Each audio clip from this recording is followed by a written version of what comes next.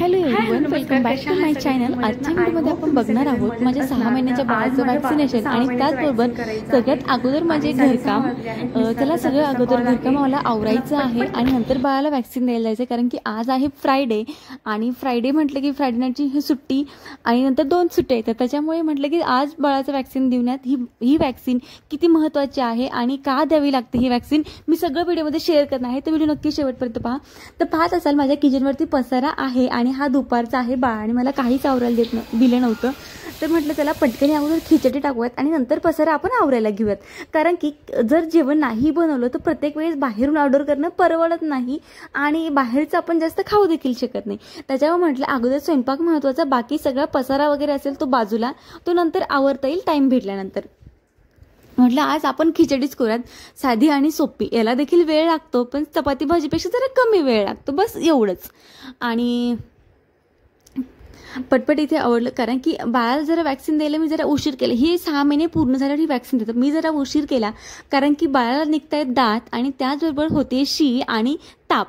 कारण की जेव्हा बाळाला दात निघतात तेव्हा बाळ खूप चिडचिड करतो आणि रडतो, ताप येतो, त्याच्यामुळे त्याला जास्त चिडचिड होते। त्यामुळे जरा बाळाला दात निघतात एवढे दिवस तेच होतं, त्याच्यामुळे आम्ही जरा शांत बसलो होतो। पण आता म्हटलं चला बाळाला जरा आता बरं आहे, तर बाळाची तब्येत वगैरे बरी आहे, आता ताप वगैरे काही नाही, चिडचिडपणा कमी झाला आहे, तर वॅक्सिन देऊन टाकूया, जेणेकरून पुढची जी वॅक्सिन आहे 7 मंथची तीच द्यायला जरा जास्त त्याला उशीर नाही होणार। त्याच्यामुळे कारण की वॅक्सिन जी असते ही बाळाच्या हेल्थसाठी, बाळाच्या इम्युनिटीसाठीच वॅक्सिन असते, त्याच्यामुळे आपल्याला वॅक्सिन देणं गरजेचं आहे। आणि ही फ्लूची वॅक्सिन आहे। फ्लू म्हणजे साधा सर्दी खोकला नाही, तर हे आई म्हणून आपल्या छोट्या बाळाचं आरोग्य आपल्या हातात असतं, म्हणून वेळेवर लस घेणं देखील खूप महत्त्वाचं आहे। फ्लूची लस बाळाची इम्युनिटी मजबूत ठेवते आणि आजारांपासून बचाव करते। तर त्याच्यामुळे ठरवलं की नाही आपण प्रत्येक वॅक्सिन बाळाला देऊयात। अगोदर असं होतं की नको बाळाला त्रास वगैरे होतो, बरंच सर्च केलं आणि नंतर ठरवलं की ज्या गव्हर्नमेंटमध्ये भेटत नाहीत वॅक्सिन ते आपण प्रायव्हेटमध्ये घेऊयात। तर सगळ्यात पहिले म्हणजे बाळ इथं हसत होतं आणि मनात मात्र एक होतं की नाही बाळ आता माझं रडणार आहे वॅक्सिन घेतल्यानंतर। पण ही वॅक्सिन ना जेवढा त्रास ज्या अगोदरची आपण वॅक्सिन घेतल्या पहिल्या महिन्यातली दुसऱ्या महिन्यातली तेवढा याला एवढा त्रास होतो, पण एवढा त्रास नाही होत, त्या खूप जास्त पेनफुल होत्या आणि ही एवढी पेनफुल नाहीये ही वॅक्सिन, कारण की ही फ्लूची वॅक्सिन आहे। त्याच्यामुळे ही इन्फ्लुएन्झा वॅक्सिन आहे, वॅक्सी फ्लू किंवा असं पण म्हणतात तिला। तर इथे बाळाला मी रेडी करत आहे आणि बाळ माझं आता हसणार आहे, बाळ आता रडणार आहे, पण बाळासाठीच आहे। सो मी एक स्ट्रॉंग आई होत चालले। अगोदर ना मला बाळ रडायला लागले की मला खूप रडायला यायचं, पण मला आता माहिती आहे बाबा आपल्याजवळ कोणी नाही, आपण दोघंच आहोत आणि आपल्या दोघांनाच बाळाला आवरायचं आहे, सावरायचं आहे। त्याच्यामुळे मी एक स्ट्रॉंग आई होत चालली आहे। पुढे काय घडलं मी असं का म्हणते तुम्हाला मी सांगतेच व्हिडिओमध्ये किंवा नंतर कधीतरी शेअर करेल। आता मला अजिबात रडायला वगैरे येत नाही, थोडीशी मी इमोशनल होते पण पहिल्यासारखी नाही होत। तर बघा बाळाला इथे मी कपडे चेंज वगैरे केलेले आहेत आणि पावडर वगैरे लावून घेते। तुमचं जर हॉस्पिटल लांब असेल, बाळा तिकडे जाऊ नको, तुमचं जर हॉस्पिटल लांब असेल ना तर अगदी तुम्ही पिशवीमध्ये बॅगमध्ये ना हे करा, तुम्ही पाण्याची बाटली, जर बाळ पाणी पित असेल किंवा फॉर्म्युला मिल्क वगैरे असेल तर ते घेऊन जा आणि त्याचबरोबर एखादं त्याचं आवडतं टॉय देखील घेऊन जा, जेणेकरून बाळ रडायला लागलं ना त्याला शांत करायला तुम्हाला ते काम येईल। माझं हॉस्पिटल अगदी इथं रोड क्रॉस करूनच आम्हाला जायचं आहे, त्याच्यामुळे मी काही जास्त सोबत घेऊन जात नाही।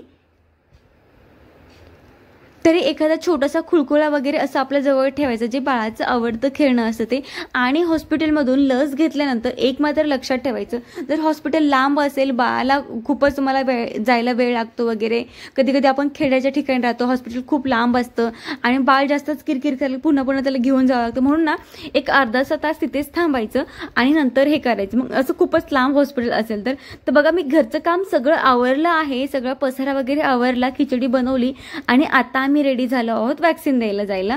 तर पहा अगदी हॉस्पिटल जवळच आहे, फक्त रोड क्रॉस करून जायचं आहे। मी फोन घरीच ठेवणार आहे, कारण की नंतर माहिती नाही तिथे गेले व्हिडिओ शूट करता येईल की नाही, तर मिस्टरांच्या फोनने मी व्हिडिओ शूट करेल। त्यांना आवडत नाही व्हिडिओ शूट वगैरे करायला असं बाहेर, म्हणून ते व्हिडिओ वगैरे शूट करत नाहीत माझे कधी बाहेर आणि त्यांना याच्यामध्ये इंटरेस्ट नाहीये, त्याच्यामुळे मी माझेच व्हिडिओ जेवढे घेता येईल आणि बाहेरचे तेवढे मी शॉर्ट घेत असते त्यांच्या फोनमधून।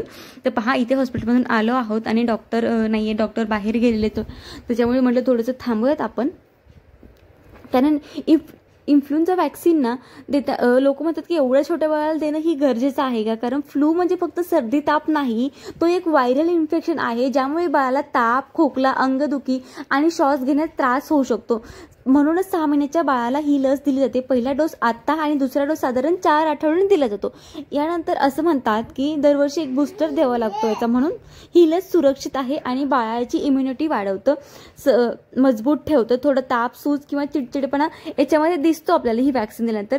डॉक्टर नव्हते म्हणून आम्ही थोडंसं थांबलो होतो. आणि हां, तुमची वॅक्सिनची फाईल नक्कीच सोबत घेऊन जा. माझे काही बाळाला गव्हर्नमेंटमध्ये वॅक्सिन दिल्या होत्या, ही देखील मी सोबत घेऊन गेले होते आणि बाकीची ते डॉक्टरांची देखील फाईल माझ्या सोबत होती. त्यानंतर मग इथे थोडंसं थांबलो आम्ही. अगदी माझं घर अगदी बाजूलाच आहे, त्याच्यामुळे मला जास्त टेन्शन नाही आहे. ही वॅक्सिन खरंच देणं गरजेचं आहे, बाळाची इम्युनिटी मजबूत करतं. आणि बघा, आता माझं बाळ डॉक्टरांना ओळखायला लागलं आहे.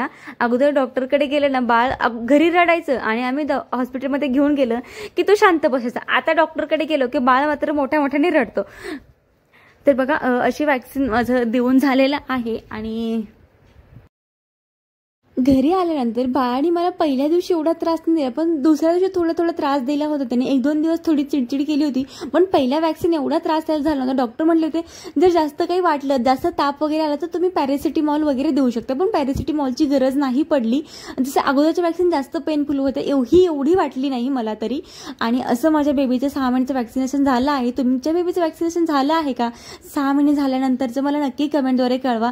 आणि तुम्हाला कुठले व्हिडिओ पाहायला आवडतील मला ते पण देखील कळवा. आणि हा, एक गोष्ट सांगायची विसरले, हॉस्पिटलमध्ये जाताना बाळाला अगदी पोटभर दूध पाजून घेऊन जा, बाळाला शांत करून घेऊन जा. आणि बाळ आजारी असेल तर वॅक्सिन थोडंसं पुढे ढकललं तरी चालेल असं मला तरी वाटतं. बाकी तुमचा डिसिजन.